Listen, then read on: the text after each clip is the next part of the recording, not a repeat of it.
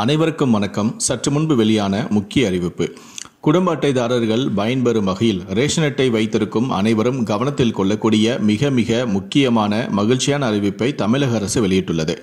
இதை பற்றி விரிவாக தெரிஞ்சுக்கணும்னா இந்த வீடியோவை கடைசி வரைக்கும் ஸ்கிப் பண்ணாமல் முழுமையாக பாருங்கள். இந்த வீடியோக்குள்ளே போகிறதுக்கு முன்னாடி இந்த வீடியோக்கு ஒரு லைக் பட்டனை ப்ரெஸ் பண்ணிடுங்க. இது வரைக்கும் நீங்கள் என்னோட சேனலை சப்ஸ்கிரைப் பண்ணாமல் இருந்தீங்கன்னா மறக்காமல் சப்ஸ்கிரைப் பண்ணிக்கோங்க. கூடவே அந்த பெல் சிம்பிளையும் மறக்காமல் கிளிக் பண்ணிக்கோங்க. சரி, வாங்க இப்போது வீடியோக்குள்ளே போகலாம்.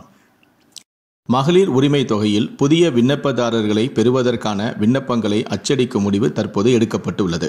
இந்த மாத இறுதியில் விண்ணப்பங்கள் அச்சடிக்கப்பட்டு பெண்களிடம் வழங்கப்படும் என்ற தகவலும் வெளியாகியுள்ளது. ஆனால் ஜூன் மாதம் புதிய பயனாளிகள் சேர்க்கப்பட வாய்ப்பு இல்லை எனவும், ஜூன் 4ஆம் தேதி வரை தேர்தல் விதிகள் உள்ளதால் புதிய லிஸ்ட் எடுக்க முடியாது. ஜூன் 4ஆம் தேதிக்கு பின் லிஸ்ட் எடுத்தால் குறைந்தது 2 வாரங்கள் தேவைப்படும். அப்படி லிஸ்ட் எடுக்கும் பட்சத்தில் ஜூன் 15ஆம் தேதிக்குள் புதிய நபர்களுக்கு பணம் போட முடியாது. இதனால் இந்த திட்டத்தில் புதிதாக சேர்க்கப்படுபவர்களுக்கு ஜூன் 15ஆம் தேதிக்கு பதில் ஜூலை 15ஆம் தேதியே பணம் வழங்கப்படும் என்றும் அறிவிக்கப்பட்டுள்ளது. இதன் மூலம் கலைஞர் மகளிர் உரிமை தொகை திட்டத்தில் தமிழ்நாட்டில் கூடுதலாக 2.5 லட்சம் பேர் இணைக்கப்பட வாய்ப்புள்ளதாக தகவல்கள் வெளியாகியுள்ளன. கலைஞர் மகளிர் உரிமை திட்டம் விரைவில் மேலும் விரிவுபடுத்தப்பட உள்ளது. இந்த முறை இதில் கூடுதலான பயனாளிகள் சேர்க்கப்பட உள்ளதாகவும் தகவல்கள் வெளியாகியுள்ளன.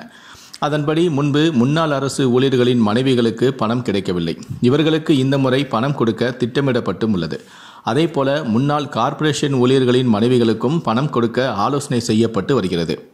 இந்த திட்டத்தின் கீழ் புதிய பயனாளிகளை சேர்க்க விண்ணப்பங்களானது ஜூன் 2ஆம் வாரம் வழங்கப்பட உள்ளது. ஜூன் 4ஆம் தேதி ரிசல்ட் வந்த பிறகு தேர்தல் விதிகள் தரலும்.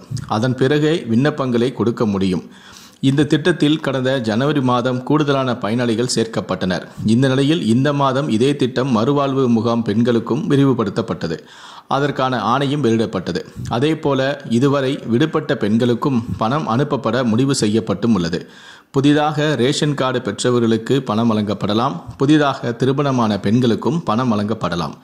கலைஞர் மகளிர் உரிமை தொகை திட்டத்தில் கடந்த ஜனவரி மாதம் கூடுதல் பயனாளிகள் சேர்க்கப்பட்ட நிலையில் 90% மகளிருக்கு உரிமை தொகை சென்று சேர்ந்துவிட்டது என்றும், தகுதியான ஒரு சிலர் விடப்பட்டு இருந்தால் அந்த பட்டியலை மாவட்ட ஆட்சியரிடம் வழங்க திமுகவினருக்கு அமைச்சரான உதயநிதி ஸ்டாலின் அறிவுறுத்தியும் உள்ளார்.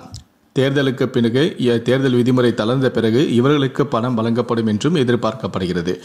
ஏற்கனவே கலைஞர் மகளிர் உரிமை திட்டத்தின் கீழ் கடந்த ஜனவரி மாதம் மேலும் சில பயனாளிகளுக்கு பணம் அளிக்கப்பட்டு வந்தது. கடந்த 2 மாதங்களுக்கு முன்புதான் இந்த திட்டத்தில் மீண்டும் சேர 12 லட்சம் பேர் மது விண்ணப்பம் செய்திருந்தனர். இப்போது 1,07,00,000 பேருக்கு இந்த பணம் கொடுக்கப்பட்டு வருகிறது என்பது குறிப்பிடத்தக்கது.